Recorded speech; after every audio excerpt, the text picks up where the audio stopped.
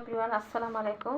Miracles kitchen চ্যানেলে আপনাদের সবাইকে স্বাগতম। আজকে পর্বে আমি খুবই মজাদার একটা রেসিপি আপনাদের সাথে শেয়ার করব। এখানে আমি 1 কাপ মসুর ডাল ভিজিয়ে রেখেছিলাম 3-4 ঘন্টা। সেটাকে আমি ধুয়ে পরিষ্কার করে নিয়েছি। আর নিয়েছি 1/2 কাপ পেঁয়াজ কুচি আর মরিচ। আজকে আমি খুবই মজাদার পালং শাক দিয়ে ডাল দিয়ে মসুর ডাল দিয়ে পালং শাক রান্না করব। পালং শাকটা ধুয়ে নিচ্ছি। পালং শাকটা ধুয়ে নিচ্ছি।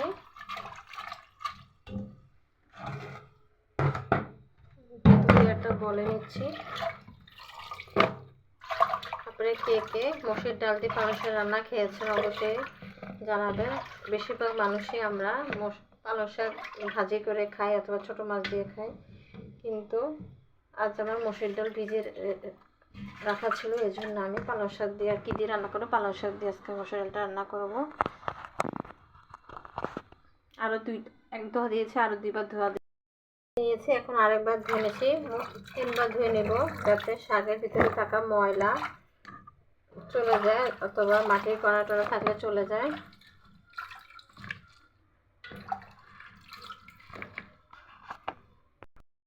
পালং শাক আমি ধুয়ে পরিষ্কার করে নিয়েছি। 1 আটি পালং শাক নিয়েছি এখানে। এখন আমি চুলার মধ্যে দিয়ে দিয়েছি একটা ফ্রাই প্যান রান্না করার জন্য। প্রথমে আমি পেঁয়াজ কুচিগুলো দিয়ে দিচ্ছি।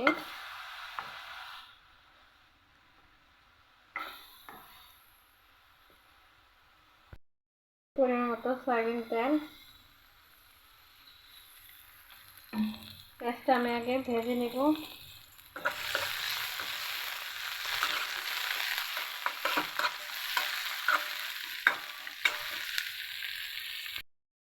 এর মধ্যে আদা রসুন পেস্ট আর জিরা পেস্ট 1 চামচ দিচ্ছি, 1/2 চামচ দিচ্ছি, 1 চামচ। এখন আমি মশলাটা ভালো করে ভেজে নেব।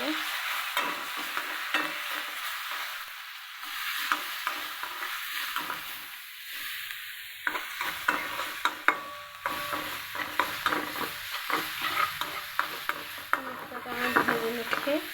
আরও সামান্য পরিমাণ তেল দিয়ে দিচ্ছি।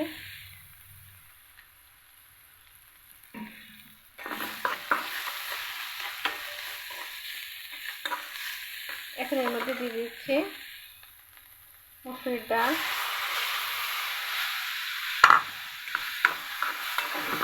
ডালটা দিয়ে আমি ভেজে নিচ্ছি। ডালটা আমার রেসিপিগুলো যদি আপনাদের ভালো লেগে থাকে তাহলে অবশ্যই লাইক ও সাবস্ক্রাইব করে দেবেন আর কমেন্ট করবেন কেমন হয়েছে। মসুর ডালটা আমি ভালো মতো ভেজে নেব। দিয়ে দিয়েছি 1 চামচ মরিচ গুঁড়া। এখন ডালটা মশলাটা আমি ভালো মতো ভেজে নিচ্ছি।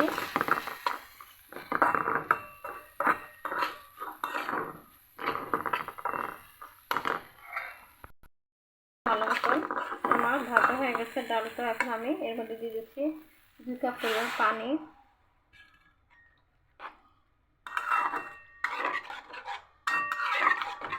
এখন এটা বলক উঠলে আমি পালং শাকটা দিয়ে দেব।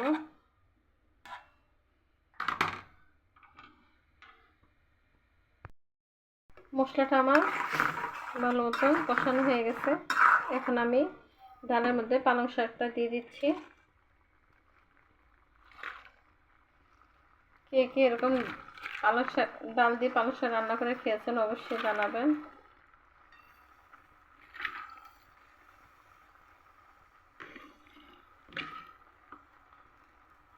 আমি কখনো রান্না করিনি, আজই প্রথম রান্না করতেছি, দেখি খেয়ে কেমন লাগে। এখন একটা ঢাকনা দিয়ে দিচ্ছি।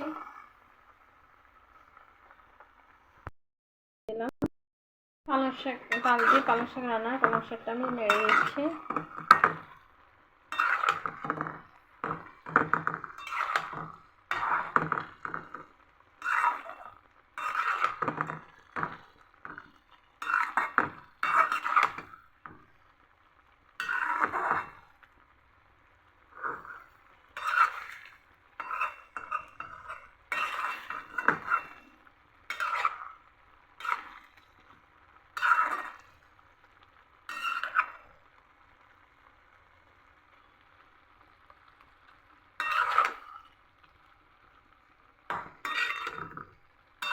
এই চুলাটা অনেক পুরাতন, তার কারণে চুলাটা একটু ঘষা মাজা করা লাগবে।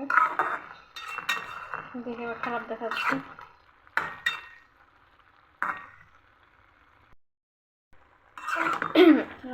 তরকারিটা আমি নেড়ে দিচ্ছি, ভালো মতো এটা কষানো হয়ে গেছে। এখন এর মধ্যে আমি আরও 1 কাপ পরিমাণ পানি দিয়ে দিচ্ছি, যাতে শাক, পালং শাক আর ডাল ভালো মতো সিদ্ধ হয়ে যায়। এরকম পালং শাক, ডাল দিয়ে পালং শাক রান্না তরকারির সাথে ভাত খেতে অনেক সুস্বাদু মজা লাগে, সবাই পছন্দ করে। ছোটো বাচ্চারা তো সবজি খেতে চায় না, তারা এই ডাল খেতে পছন্দ করে, অথবা শাক দিয়ে ডাল ভুনা করলে অনেক পছন্দ করে খায়। আপনি অবশ্যই বাসায় ট্রাই করবেন।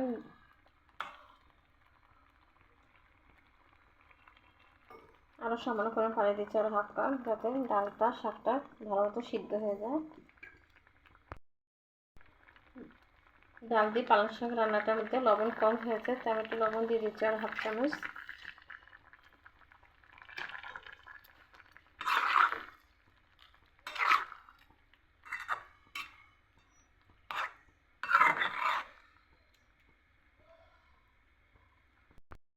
এখন দিয়ে দিচ্ছি এর মধ্যে 1/2 চামচ জিরা গুঁড়া।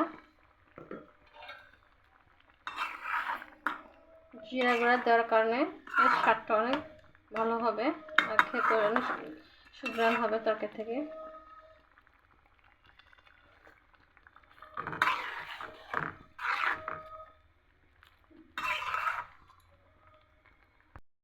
দিয়ে পালং শাকের তরকারিটা রান্না আমার হয়ে গেছে।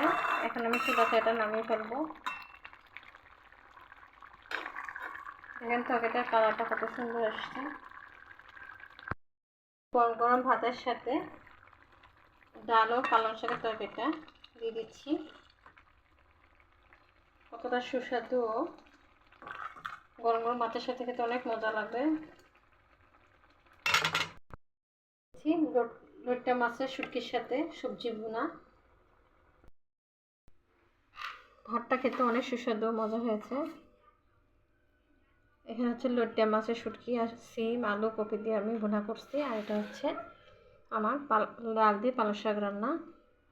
ভাত খেতে অনেক সুস্বাদু ও মজা হয়েছে। আপনারা এভাবে বাসায় ট্রাই করবেন। আল্লাহ হাফেজ।